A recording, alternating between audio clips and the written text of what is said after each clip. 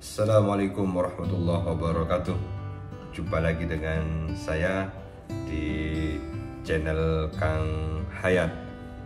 Pada kesempatan kali ini saya ingin mengulas tentang model penulisan buku ajar. Dalam proses penyusunan buku ajar itu ada 3 model yang harus disertakan untuk memastikan bahwasanya buku ajar Bapak Ibu bisa diterima, buku ajar Bapak Ibu bisa diakui, buku ajar Bapak Ibu bisa diusulkan untuk mendapatkan ISBN, pengakuan di BKD, maupun untuk jabatan fungsional. Apa saja 3 model penyusunan buku ajar itu? Simak terus yang satu ini.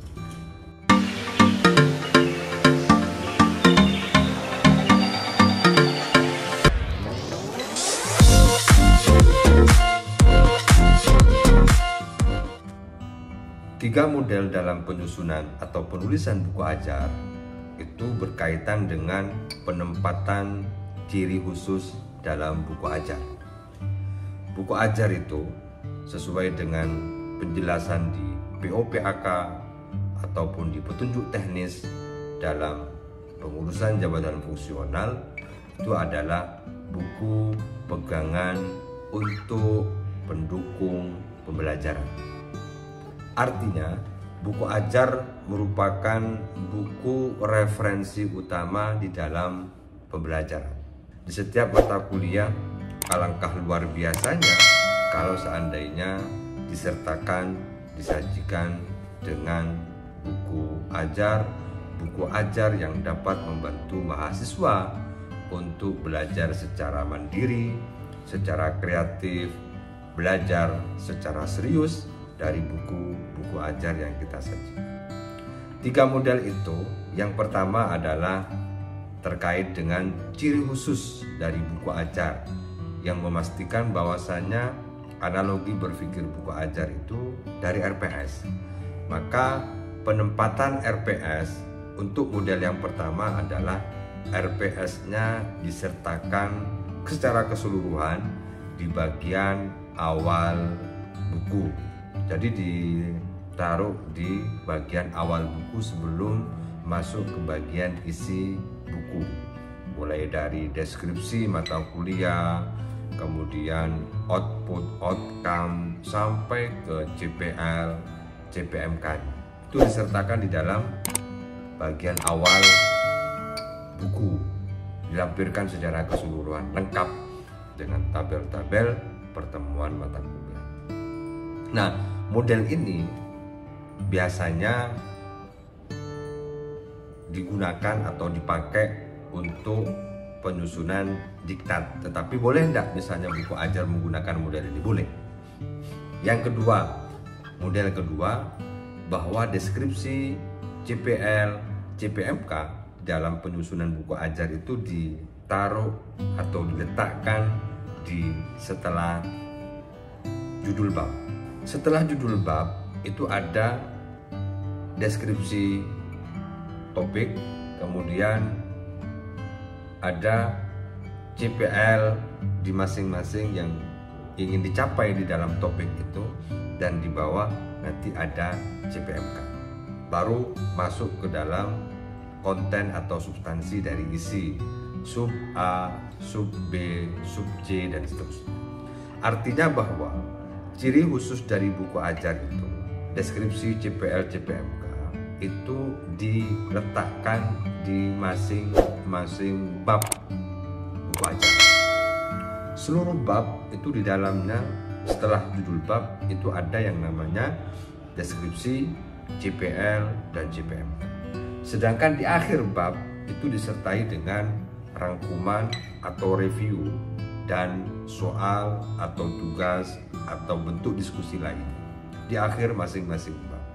Ini menandakan bahwasannya, memastikan bahwasannya mahasiswa itu bisa mengevaluasi, mahasiswa itu bisa memastikan, bisa memahami keseluruhan dari isi buku ajar, sehingga di masing-masing pertemuan itu mahasiswa sudah disuguhkan bahwa materi pertemuan ini tujuannya adalah bla bla. Deskripsi dari topik ini adalah bla bla bla bla bla. CPL-nya adalah CPL 1, CPL 2, CPL 3 dan seterusnya. Kemudian CPMK-nya 1, 2, 3, 4 dan seterusnya. Itu kalau model kedua. Model ini sama dengan modul pembelajaran. Nah, model ini juga boleh dipakai di dalam penulisan buku ajar, walaupun masih menjadi perdebatan karena dianggap mirip dengan modul, sedangkan modul itu berbeda dari kategori buku, karena modul hari ini tidak diperkenankan untuk diberikan ISBN. Sedangkan model yang ketiga adalah bahwa ciri khusus dari buku ajar, deskripsi, CPL, CPMK itu ditaruh di dalam atau ditulis di dalam satu bab khusus, di bab 1 pendahuluan. Bab 1 pendahuluan ini merupakan bab kontrak kuliah. Sebelum pembelajaran, dosen menjelaskan bab 1 ini. Isi dari bab 1 ini adalah keseluruhan dari RPS tadi, menjelaskan tentang deskripsi mata kuliahnya, kemudian menjelaskan tentang capaian pembelajarannya, kemudian menjelaskan capaian mata kuliah. Biasanya kalau saya tulis buku ajar itu, deskripsi mata kuliah bisa saya sajikan 3 paragraf atau 2 paragraf. Kemudian paragraf berikutnya saya menyajikan tentang CPL, CPL 1, attitude misalnya, CPL 2, CPL 3, CPL 4 dan seterusnya.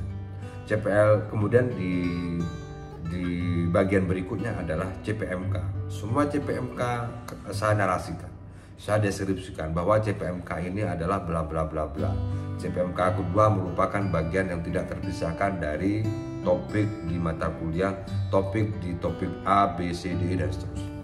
Itu disertakan, disajikan di dalam satu bab. Sedangkan untuk bab seterusnya itu sudah masuk langsung ke bab topik, ke bab materi. Bab 2 materi 1, bab 3 materi 2 dan seterusnya. Isinya nanti penyusunan penulisannya itu sesuai dengan isi dari topiknya. Tidak lagi menjelaskan misalnya pertemuan ini CPL-nya ini, deskripsinya ini, CPMK-nya ini. Langsung kepada topiknya. Sehingga untuk di bab 1 ini memang fokus berbicara tentang deskripsi mata kuliah ataupun deskripsi masing-masing pertemuan, topik masing-masing pertemuan, kemudian menjelaskan CPL-nya dan menjelaskan tentang CPMK-nya. Nah, ini yang direkomendasi untuk bisa menyempurnakan penyusunan buku ajar. Semoga berkah dan manfaat. Assalamualaikum warahmatullahi wabarakatuh.